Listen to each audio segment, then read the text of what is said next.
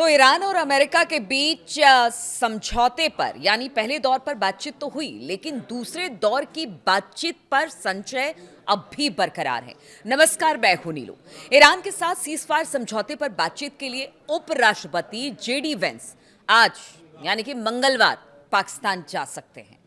हालांकि ये तय नहीं है कि वहां पर ईरान का डेलीगेशन पहुंचेगा कि नहीं पहुंचेगा, लेकिन बताया जा रहा है कि जेडी वेंस जो हैं उपराष्ट्रपति अमेरिका के, वो पाकिस्तान जा सकते हैं। अमेरिकी वेबसाइट एक्सियोस ने 3 अमेरिकी अधिकारियों के हवाले से ये जानकारी दी है कि वेंस के वॉशिंगटन से मंगलवार सुबह इस्लामाबाद के लिए रवाना होने की उम्मीद है और इसके साथ स्टीव विटकॉफ और जेरेड कुशनर इस्लामाबाद पहुंचेंगे।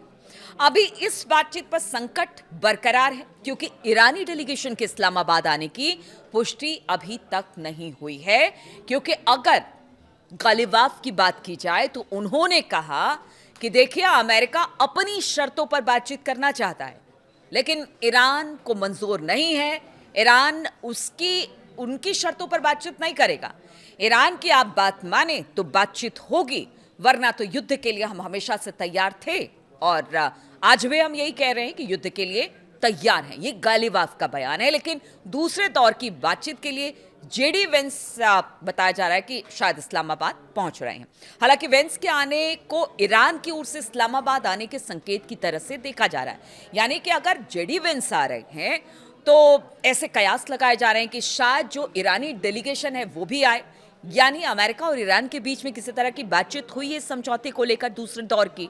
और इसी वजह से अगर जेडी वेंस आ रहे हैं तो ये संकेत के तौर पर देखा जा रहा है कि हो सकता है कि बहुत जल्द खबर आ जाए कि ईरान का डेलीगेशन भी इस्लामाबाद पहुंच रहा है। लेकिन अभी इस बात की पुष्टि नहीं हुई है। जेडी वेंस जा रहे हैं, ईरान नहीं जा रहा है, क्योंकि ईरान ने कह दिया है कि आप धमकाकर, डराकर अपनी शर्तों के साथ हमसे बातचीत नहीं कर सकते हैं। अमेरिकी राष्ट्रपति डोनाल्ड ट्रंप ने रविवार को ऐलान किया था कि उनकी टीम ईरान के साथ दूसरे दौर की बातचीत के लिए पाकिस्तान जाएगी।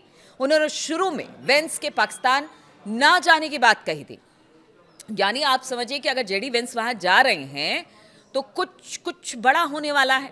यानी यहां से लगता है कि दूसरे दौर की बातचीत होगी, इसलिए लोग कयास लगा रहे हैं कि जो ईरान अब तक इस दूसरे दौर की बातचीत में शरीक ना होने की बात कह रहा है, हो सकता है कि जेडी वेंस के जाने के बाद वो भी बातचीत में शरीक हो।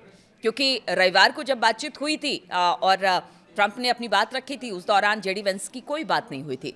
बाद में व्हाइट हाउस ने साफ किया कि अमेरिकी डेलीगेशन की अगुवाई वेंस ही करने वाले हैं। अमेरिकी डेलीगेशन के पाकिस्तान जाने के दिन में भी बदलाव हुआ। ट्रंप ने पहले सोमवार को अमेरिकी प्रतिनिधि मंडल के जाने की बात कही थी, लेकिन अब मंगलवार का दिन सामने आया है। और मंगलवार का दिन इसलिए सामने आया क्योंकि ईरान ने तो साफ कह दिया कि वो दूसरे दौर की बातचीत नहीं करेगा। तो क्या इस बीच सोमवार से मंगलवार के बीच में किसी तरह की बातचीत ईरान और उनके डेलीगेशन के साथ हुई है? क्या आप आइए, बातचीत करिए, फिर देखेंगे कि आगे क्या होता है। इसीलिए कयास लगाए जा रहे हैं कि बातचीत अगर नहीं होती तो फिर वेंस क्यों जाते। वेंस जा रहे हैं यानी बातचीत हो रही है। चलिए हम ऐसा मान के चलते हैं कि शायद ये दूसरे दौर की बातचीत हो, और ऐसा सब चाहते हैं। वेंस ऐसे समय में पाकिस्तान जा रहे हैं जब ईरान अमेरिका का सीजफायर खत्म होने वाला है। आप समझिए कि वो डेडलाइन, वो तारीख जो ट्रंप ने दी थी कि अगर ईरान उनकी बात नहीं मानता है तो फिर बड़ा हमला होगा और फिर ईरान को खत्म कर दिया जाएगा। डोनाल्ड ट्रंप ने यह धमकी दी थी कि अगर कोई समझौता नहीं हो पाता है तो फिर ईरान के पुलों, बिजली संयंत्रों पर बमबारी करके एक नया अभियान शुरू किया जाएगा। और इस्लामाबाद में बातचीत में प्रगति होती है तो कम से कम सीज फायर के आगे बढ़ने की उम्मीद है। इसीलिए पूरी दुनिया चाहती है कि बातचीत आगे बढ़े और बातचीत सकारात्मक हो।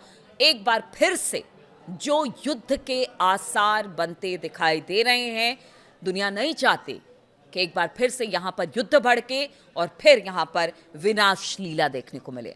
व्हाइट हाउस ने सोमवार का दिन तेहरान से इस संकेत का इंतजार करते हुए बिताया कि वो अपनी बातचीत करने वाली टीम को इस्लामाबाद भेजेगा। जैसा मैं आपको बता रही थी, एक दिन का वक्त दिया और उसके बाद जेडी वेंस जा रहे हैं तो यही कहा जा रहा है कि शायद कोई बात बन गई होगी।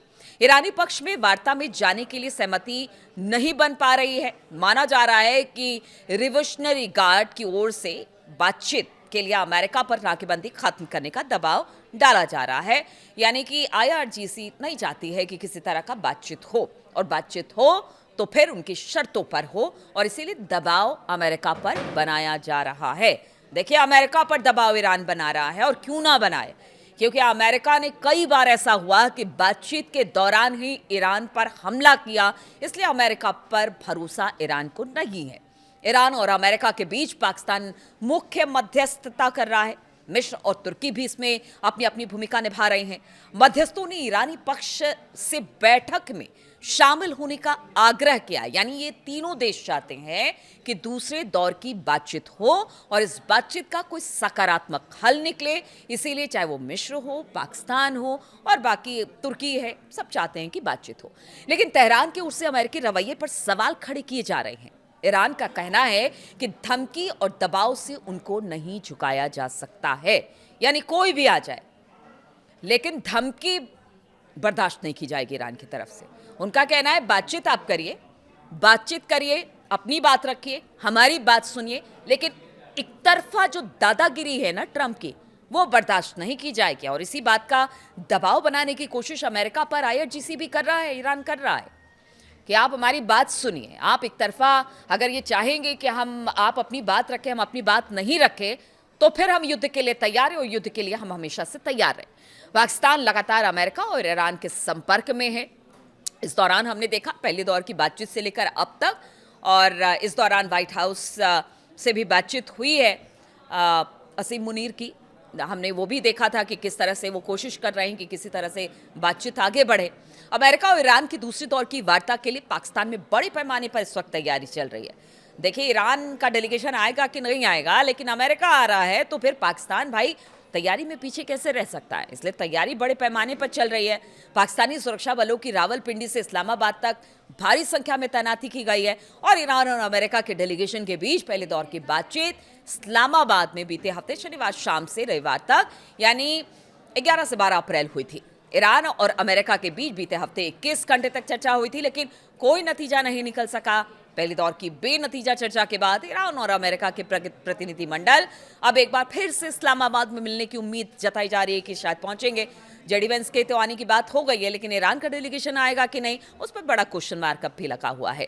ईरान की ओर से एक बार फिर बाघे गालिबाफ और अब्बास अराक्ची डेलीगेशन का नेतृत्व कर सकते हैं, लेकिन अगर आप समझिए कि अगर गालिबाफ ये कह रहे हैं कि आप दादागिरी नहीं करिए, धौंस दिखाकर आप बातचीत नहीं करिए, उन्होंने ऐलान कर दिया है कि हम युद्ध के लिए तैयार हैं, आइए युद्ध करिए हमसे, तो अब उसी डेलीगेशन का जो नेतृत्व है यही दोनों कर रहे हैं। तो अब देखना होगा बातचीत कितनी सकारात्मक रहती है, क्योंकि पहले दौर की बातचीत के बाद अमेरिकी जो जहाज था, खबर आपने भी देखी होगी कि किस तरह से उन्होंने ईरानी जहाज पर फायरिंग की और चिताने की कोशिश की, फिर ईरान ने भी अमेरिकी वॉरशिप पर हमला किया।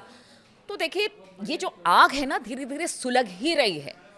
माहौल जो है अब भी टेंशन भरा है।